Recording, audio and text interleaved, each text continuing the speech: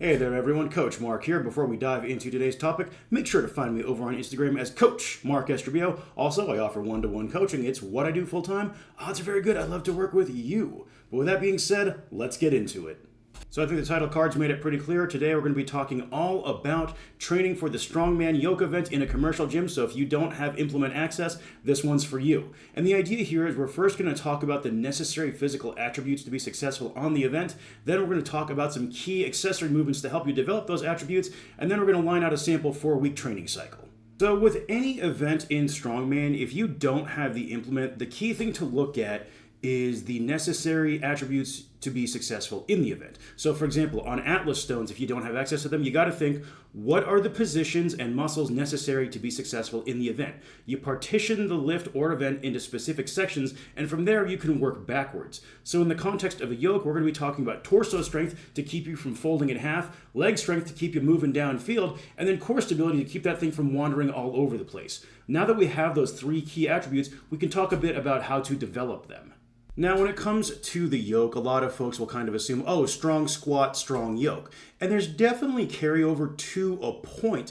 However, it's more than just a strong squat because the yoke does have a lot of lateral movement in it. Speaking from personal experience, at my second ever competition, the yoke was 600 pounds, and at the time I had a 550-pound back squat, and that was honestly the worst event of the day for me because I was so unused to how the yoke moved. That said, you should definitely consider a good squat variation, and one that I really like is a high bar Olympic-style squat done with a wider grip to help emulate the upper back position that you'll see in a yoke. Additionally, I do these to a higher box just to give the low back and hips a bit of a break.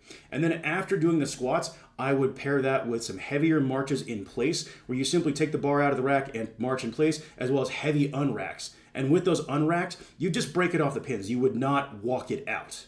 These three movements put together will help you build stronger legs, but also help spare the hips and low back so you aren't getting into too bad of a recovery debt or beating up the soft tissue. Additionally, the heavy marches in place will have a lot of carryover to the yoke without the unnecessary risk or space constraints of trying to just walk around with a barbell. And then the heavy unracks will get you used to a supramaximal load on the upper back.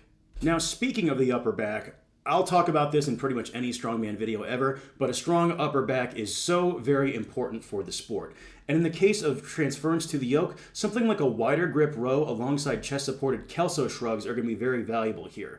And the row itself, I would also suggest doing it chest-supported again, just to help spare the low back, because you got to think you're doing squats, you're doing marches in place, you're doing heavy unracks. We want to manage our recovery as best we can. So doing something such as a chest-supported row directly into Kelso shrugs is a winning pairing when it comes to yoke transference. In addition to the squats for your legs, we want to throw in something such as a Bulgarian split squat, as well as even a leg press and calf work. This will help build the entire leg in such a way that it carries over to the yoke. I do think calf work is a little underrated, especially when it comes to your ankle stability. And then last but certainly not least, I throw in some windmills here because that's going to help with, again, hip and core stability, especially because the windmill gets a bit of rotational stability, which you really need on the yoke when that implement starts swaying on you.